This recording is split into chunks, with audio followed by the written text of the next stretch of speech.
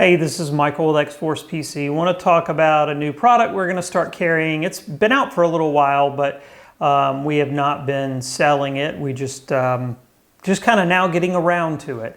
And that is the Compass from Virtual Fly. Now this is a precision instrument. It is very heavy. Now it does have a mount, but I can tell there are magnets in here that are actually kind of sucking this down to my cockpit here, but you can mount it as well. This is not a little LCD screen. I'll put some B-roll in here. It's actually a device that turns. And we're actually paused right now. And I don't know if you can see that, but it's actually turning. It does have a backlight. The thing is, as I mentioned earlier, very solid, very weighty, very realistic looking. And again, you can just set it on top of your cockpit, or you could mount it if you need to or want to. And you can see the compass turning there. Now this compass also works, of course, with X-Plane. I have Microsoft Flight Sim open here because it takes a really long time to load. But this will also work with X-Plane. There's a little program that you have to run before you start the simulator. Currently, it's a separate program for X-Plane and a separate program for Microsoft Flight Sim, but those may be combined at some point. Now you can set the program or put the program in your startup group, have it load when Windows loads, and have it set to load minimized, meaning you don't even see it. It just loads and it's minimized. And it's a very small program, so it's not going to eat up a lot of your system memory. But it's just a cool little device we wanted to show you. You can see the backlight you can set to turn on and off automatically so that when you're not actually in a flight, the backlight will turn off. So I will show you the device in X-Plane next. Okay, so this is the software right here that makes it work in X-Plane and, as you can may be able to read, P3D. I'm trying to keep it out of the way of the compass here and be able to show it to you.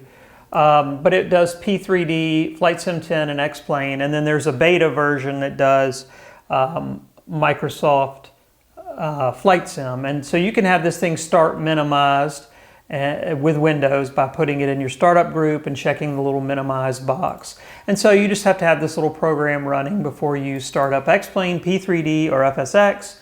And again, as I mentioned, there is a separate program for Flight Sim 2020, which will probably change at some point. I would assume they would combine that functionality in all of the different flight simulators into one program, so you're not having to run two different programs. Because I think a lot of people are probably running both simulators right now, Microsoft's and X-Plane. So we'll be here in a flight momentarily.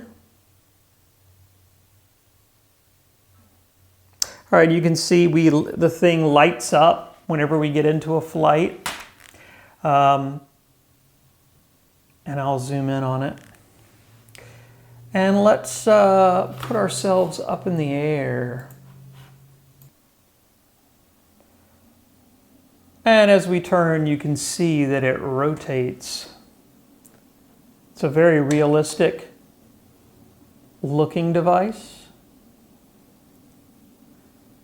Super high quality, like a lot of the, or like all of the Virtual Fly stuff, and you know, not cheap like all of the Virtual Fly stuff.